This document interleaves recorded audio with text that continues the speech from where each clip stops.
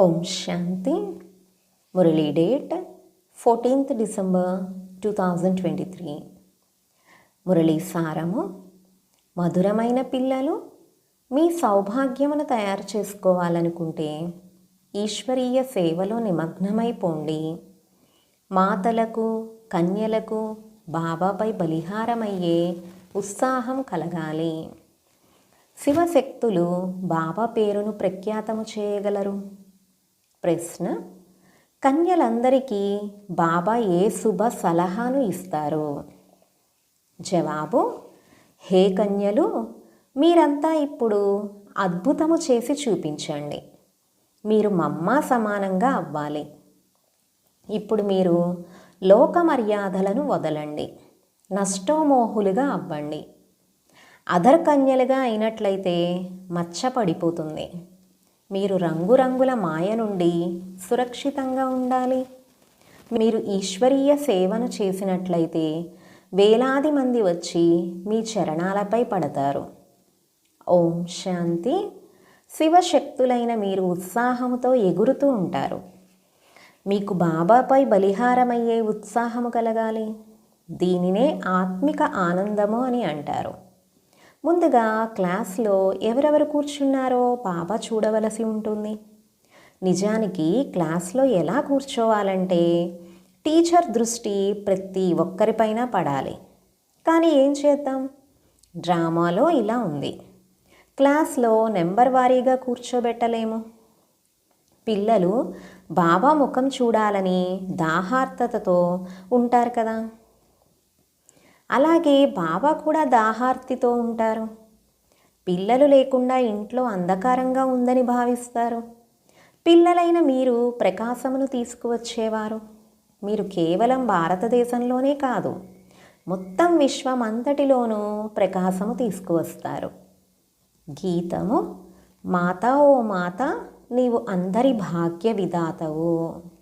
ఓం శాంతి. ఈ పాటలు కూడా మీ శాస్త్రాలే. సర్వశాస్త్రాలకు గీతా శిరోమణి వంటిది. మరి మహాభారతము, రామాయణము, శివపురాణము, వేదాలు, ఉపనిషత్తులు మొదలైనవన్నీ దీని నుండే వెలువడ్డాయి. దేని నుండి? గీత నుండి. ఇది వండర్ కదా అంటున్నారు బాబా. ఇదేంటి, వీరు నాటకాలలోని రికార్డులను వినిపిస్తున్నారు, వీరి వద్ద శాస్త్రాలేమీ లేవే అని మనుషులు అంటారు. ఈ రికార్డ్స్ నుండి ఏ అర్థమైతే వెలువడుతుందో దాని ద్వారా సర్వవేద గ్రంథాలు మొదలైన వాటి సారము వెలువడుతుంది అని మనము అంటాము. ఇది మమ్మ మహిమ. మాతలైతే ఎందరో ఉన్నారు, కానీ ముఖ్యమైన వారు జగదాంబ. ఈ జగదాంబయే స్వర్గద్వారాలు తెరుస్తుంది. మొదట తానే జగత్తుకు అధిపతిగా అవుతుంది. కావున తప్పకుండా తల్లితో పాటు పిల్లలైన మీరు కూడా ఉన్నారు. నీవే తల్లివి, నీవే తండ్రివి అన్న గాయనము వారిదే. శివబాబాయే మాతాపితలు అని అంటారు. భారతదేశంలో జగదాంబ ఉంది మరియు జగత్పిత కూడా ఉన్నారు. కానీ బ్రహ్మకు అంతటి పేరు కానీ మందిరాలు మొదలైనవి కానీ లేవు. కేవలం అజ్మీర్లో బ్రహ్మ మందిరం ఎంతో ప్రసిద్ధంగా ఉంది. అక్కడ బ్రాహ్మణులు కూడా ఉంటారు. సారసిద్ధులు మరియు పుష్కరిణి బ్రాహ్మణులు అని 2 రకాల బ్రాహ్మణులు ఉంటారు. పుష్కరాలలో ఉండేవారిని పుష్కరిణి బ్రాహ్మణులు అని అంటారు. కానీ ఆ బ్రాహ్మణులకు ఈ విషయాలు తెలియవు. బ్రాహ్మణులమైన మేము ముఖవంశావళకులము అని అంటారు. జగదాంబ పేరు ఎంతో ప్రసిద్ధమైనది.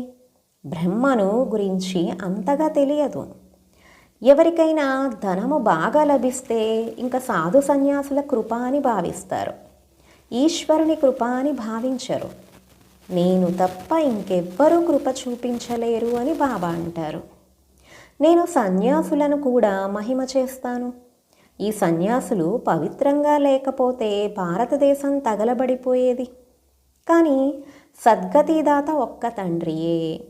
మనుష్యులు మనుష్యులకు సద్గతిని ఇవ్వలేరు.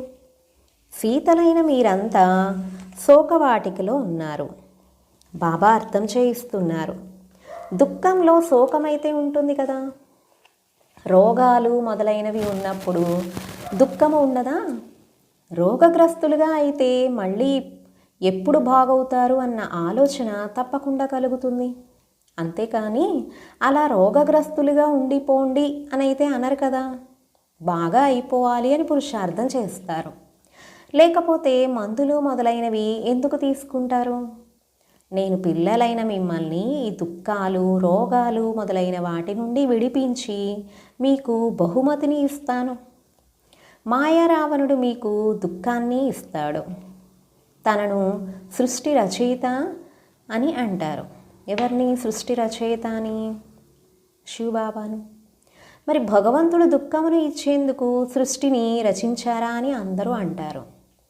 స్వర్గంలో అయితే ఇలా అనరు కదా. ఇక్కడ దుఃఖం ఉంది, అందుకే భగవంతునికి ఏం పట్టింది, ఈ దుఃఖపు సృష్టిని రచించారు, తనకి ఇంకేమీ పని లేదా అని మనుష్యులు అంటారు. కానీ ఈ సుఖదుఖాలు, ఓటమి గెలుపుల ఆట రచింపబడి ఉంది అని బాబా అంటారు. భారతదేశంలోనే రాముడు రావణుల ఆట ఉంటుంది. ఏ ఆట ఉంటుంది? రాముడు మరియు రావణుల ఆట.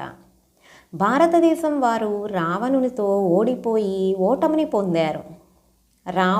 రావణునిపై విజయం పొంది రామునికి చెందిన వారిగా అవుతారు. రామ అని శివబాబానే అంటారు. హృదయాభిరాముడెవరు? శివబాబా. అర్థం చేయించేందుకు రాముని పేరును మరియు శివుని పేరును వాడవలసి ఉంటుంది. శివబాబా పిల్లలకు నాథుడు. వారు మిమ్మల్ని స్వర్గాధిపతులుగా తయారు చేస్తారు. స్వర్గ ప్రాప్తియే తండ్రి వారసత్వము. ఆ తర్వాత అందులో పదవులు ఉన్నాయి. స్వర్గంలో దేవతలే ఉంటారు. అచ్చా, స్వర్గమును తయారు చేసే వారి మహిమను వినండి. భారతదేశపు సౌభాగ్య విధాత ఈ జగదాంబయే. తనను గురించిన వారి ఎవరికీ కూడా తెలియదు. అంబాజీ మందిరమునకు ఎందరో మనుష్యులు వెళుతూ ఉంటారు. ఈ బాబా కూడా ఎన్నోసార్లు వెళ్ళారు. భవుల్నాథ్ మందిరంలోకి, లక్ష్మీనారాయణల మందిరంలోకి అనేక సార్లు వెళ్ళి ఉంటారు. కానీ ఏమీ తెలియదు. ఎంత వివేకం లేని వారిగా ఉండేవారు. ఇప్పుడు నేను ఇతడిని ఎంత వివేకవంతునిగా తయారు చేశాను. జగదాంబ భారతదేశ సౌభాగ్య విధాత అన్న టైటిల్ ఎంత పెద్దది. ఇప్పుడు మీరు అంబాజీ మందిరంలోకి వెళ్ళి సేవ చేయాలి. జగదాంబ 84 జన్మల కథను తెలియచేయాలి. మందిరాలైతే ఎన్నో ఉన్నాయి. మా అమ్మ యొక్క ఈ చిత్రాన్ని వారు ఒప్పుకోరు. అచ్చా, పోనీ ఆ అంబా విగ్రహమును గురించే అర్థం చేయించండి. తోడుగా ఈ గీతమును కూడా తీసుకువెళ్ళండి. ఈ గీతయే మీ సత్యమైన గీత. సేవ అయితే ఎంతో ఉంది కదా, కానీ సేవ చేసే పిల్లలలో కూడా స్వచ్ఛత కావాలి. మీరు ఈ గీతమును జగదాంబ మందిరంలోకి తీసుకువెళ్ళి అర్థం చేయించండి. జగదాంబ కూడా కన్యయే, బ్రాహ్మణియే. జగదాంబకు ఇన్ని భుజాలను ఎందుకు చూపించారు? ఎందుకంటే తనకు సహాయకులైన పిల్లలు ఎంతోమంది ఉన్నారు. శక్తి సైన్యము ఉంది కదా.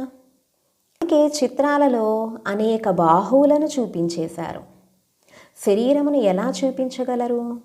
బాహువుల గుర్తు సహజంగా ఉంటుంది, శోభిస్తుంది. కాళ్ళు కూడా చూపిస్తే ఎలా ఉంటుందో చెప్పలేము. బ్రహ్మకు కూడా భుజాలను చూపిస్తారు. మీరంతా వారి పిల్లలు కదా. కానీ ఇన్ని బాహువులనైతే చూపలేరు కదా. కావున మాతలు, కన్యలు అయిన మీరు సేవలో నిమగ్నమైపోవాలి. మీరు మీ సౌభాగ్యమును తయారు చేసుకోండి. అంబ మందిరంలో మీరు ఈ గీతముపై మహిమ చేసినట్లయితే ఎంతోమంది వచ్చేస్తారు. మీరు ఎంతటి పేరుని తెస్తారంటే పాత బ్రహ్మకుమారీలు కూడా లేనంత పేరును మీరు తీసుకువస్తారు. ఈ చిన్న చిన్న కన్యలు అద్భుతం చేయగలరు. వీరి ముందు తల వంచినంతగా మీ ముందు తల వంచుతారు.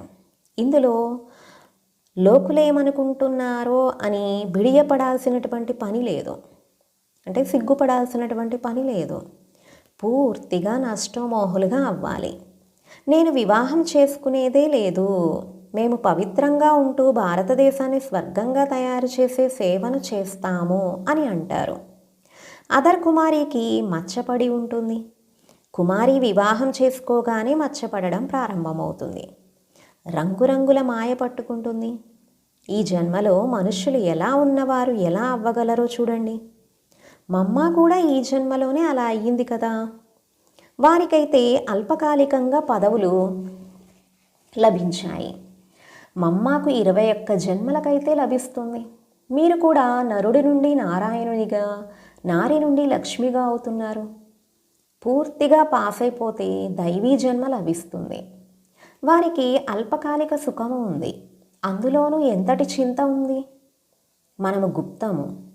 మనము బాహ్యంగా ఏ విధమైన షో చేయకూడదు. వారైతే షో చేస్తూ ఉంటారు.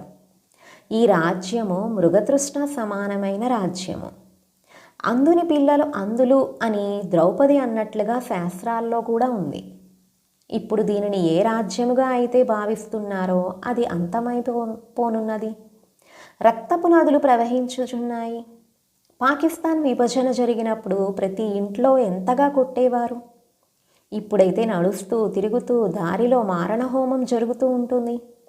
ఎంతగా రక్తము ప్రవహిస్తూ ఉంటుంది. దీనిని స్వర్గము అని అంటారా? ఇది కొత్త ఢిల్లీ, కొత్త భారతదేశమా? కొత్త భారతదేశం పరిస్థాన్గా ఉండేది. ఇప్పుడైతే వికారాలు ప్రవేశించి ఉన్నాయి.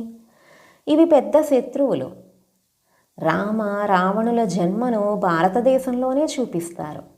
శివ జయంతిని విదేశాల్లో జరుపుకోరు, ఇక్కడే జరుపుకుంటారు.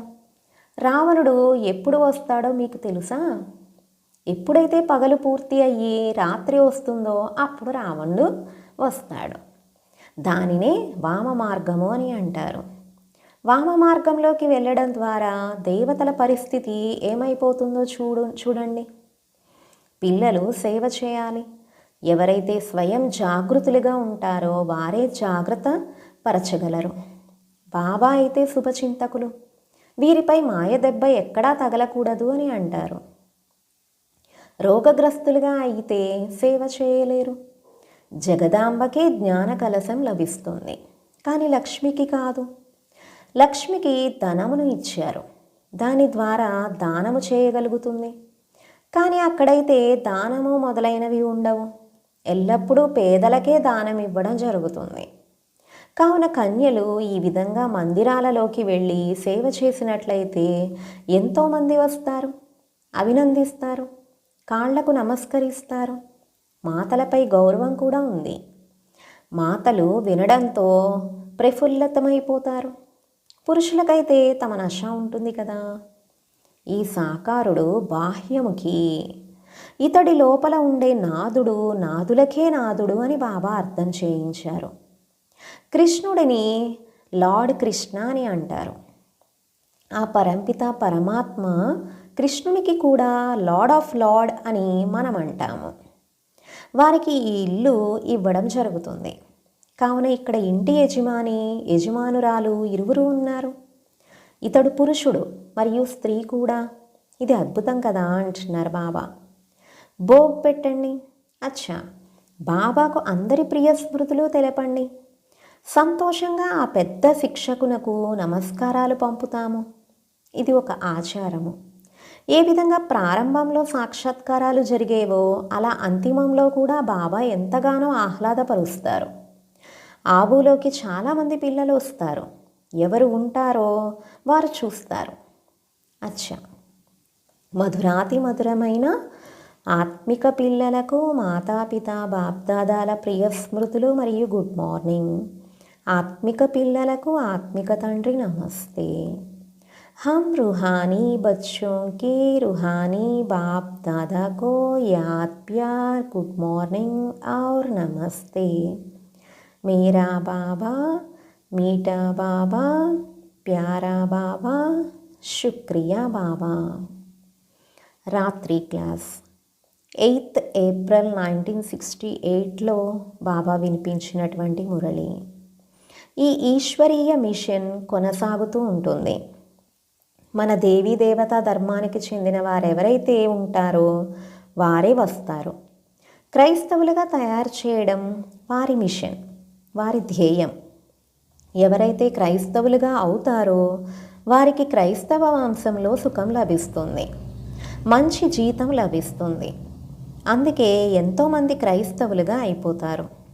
భారతవాసులు అంతటి జీతము మొదలైనవి ఇవ్వలేరు. ఇక్కడ లంచగొండితనం ఎంతో ఉంది. మధ్యలో లంచము తీసుకోకపోతే ఉద్యోగం నుండే తీసేస్తారు. మరి అటువంటి పరిస్థితుల్లో మేము ఏం చేయాలి అని పిల్లలు అడుగుతారు. యుక్తిగా పని చేయండి, మళ్ళీ శుభకార్యంలో దానిని వినియోగించండి అని బాబా అంటారు. మీరు వచ్చి పతితుల నుండి పావనులుగా తయారు చేయండి, విముక్తులను చేయండి, ఇంటికి తీసుకువెళ్ళండి అని ఇక్కడ అందరూ బాబాను పిలుస్తారు. బాబా తప్పకుండా ఇంటికి తీసుకువెళతారు కదా. ఇంటికి వెళ్ళేందుకే ఇంతగా భక్తి మొదలైనవి చేస్తారు. కానీ ఎప్పుడైతే తండ్రి వస్తారో అప్పుడే తీసుకువెళతారు కదా. భగవంతుడు ఒక్కరే. అందరిలోకి భగవంతుడు వచ్చి మాట్లాడతారని కాదు. వారు రావడం సంగమయుగంలోనే జరుగుతుంది. ఇప్పుడు మీరు ఇటువంటి విషయాలను నమ్మరు. ఇంతకుముందు నమ్మేవారు అంటున్నారు బాబా. ఇప్పుడు మీరు భక్తి చేయరు. మేము ఇంతకుముందు పూజ చేసేవారిని, ఇప్పుడు మమ్మల్ని పూజ్య దేవతలుగా తయారు చేసేందుకు తండ్రి వచ్చారు అని మీరు అంటారు. మీరు సిక్కులకు కూడా అర్థం చేయించండి. మనుష్యుల నుండి దేవతలుగా అయ్యేందుకు క్షణం పట్టదు అన్న గాయనం కూడా ఉంది. దేవతలకు మహిమ ఉంది కదా. దేవతలు ఎక్కడుంటారు? సత్యుగంలో ఉంటారు. ఇప్పుడు ఇది కలియుగం. బాబా కూడా సంగమయుగంలో పురుషోత్తములుగా అయ్యే శిక్షణ ఇస్తున్నారు. దేవతలు అందరికన్నా ఉత్తములు, అందుకే అంతగా పూజిస్తారు. ఎవరినైతే పూజిస్తారో వారు తప్పకుండా ఉన్నారు, ఇప్పుడు లేరు. ఈ రాజధాని గతించిపోయింది అని భావిస్తారు. ఇప్పుడు మీరు గుప్తంగా ఉన్నారు. మనం విశ్వాధిపతులుగా అవుతున్నామని ఎవ్వరికీ తెలియదు. మనం చదువుకుని ఈ విధంగా అవుతామని మీకు తెలుసు అని బాబా అంటున్నారు. అందుకే చదువుపై పూర్తి అటెన్షన్ ఉంచాలి. బాబాని ఎంతో ప్రేమగా స్మృతి చేయాలి. బాబా మనల్ని విశ్వాధిపతులుగా తయారు చేస్తారు, మరి మనం ఎందుకు స్మృతి చేయము? ఇలా ప్రశ్నించుకోవాలి. అలాగే దైవీ గుణాలు కూడా కావాలి. అచ్చా, ఆత్మిక పిల్లలకు ఆత్మిక తండ్రి లేక దాదా ప్రియ స్మృతులు. గుడ్ నైట్ మరియు నమస్తే. ధారణ కొరకు ముఖ్య సారము. ఫస్ట్ పాయింట్, ఈ ప్రపంచంలో మీ బాహ్య ప్రదర్శనను చేసుకోకూడదు. పూర్తిగా పాస్ అయ్యేందుకు గుప్త పురుషార్థము చేస్తూ ఉండాలి. ఈ ప్రపంచంలో మీ బాహ్య ప్రదర్శనను చేసుకోకూడదు. పూర్తిగా పాస్ అయ్యేందుకు గుప్త పురుషార్థం చేస్తూ ఉండాలి. సెకండ్ పాయింట్, ఈ రంగురంగుల ప్రపంచంలో చిక్కుకోకూడదు. నష్టమోహులుగా అయ్యి బాబా పేరును ప్రఖ్యాతము చేసే సేవ చేయాలి. అందరి సౌభాగ్యమును మేల్కొల్పాలి. సెకండ్ పాయింట్, ఈ రంగురంగుల ప్రపంచంలో చిక్కుకోకూడదు. నష్టమోహులుగా అయ్యి బాబా పేరును ప్రఖ్యాతం చేసి సేవ చేయాలి. అందరి సౌభాగ్యమును మేల్కొల్పాలి. వరదానము. హృదయాభిరాముడైన బాబా స్మృతి ద్వారా 3 కాలాలను మంచిగా చేసుకునే కోరిక నుండి ముక్త భవ. హృదయాభిరాముడైన బాబా స్మృతి ద్వారా 3 కాలాలను మంచిగా చేసుకునే కోరిక నుండి ముక్త భవ.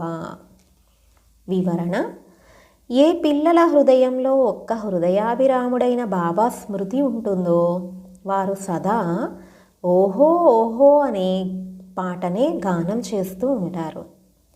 వారు మనస్సు నుండి స్వప్నంలో కూడా అయ్యో అయ్యో అనే పదాలు వెలువడవు.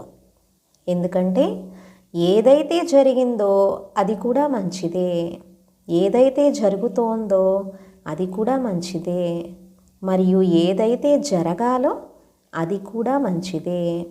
3 కాలాలు శ్రేష్టాతి శ్రేష్టమైనవే. ఎక్కడైతే అన్నీ మంచిగా ఉంటాయో అక్కడ కోరిక అనేది ఉత్పన్నం అవ్వదు. ఎప్పుడైతే అన్ని ప్రాప్తులు ఉంటాయో అప్పుడే అంతా మంచిగా ఉంది అంటారు. ప్రాప్తి సంపన్నముగా అవ్వడమే ఇచ్ఛాముక్తులుగా అవ్వడం.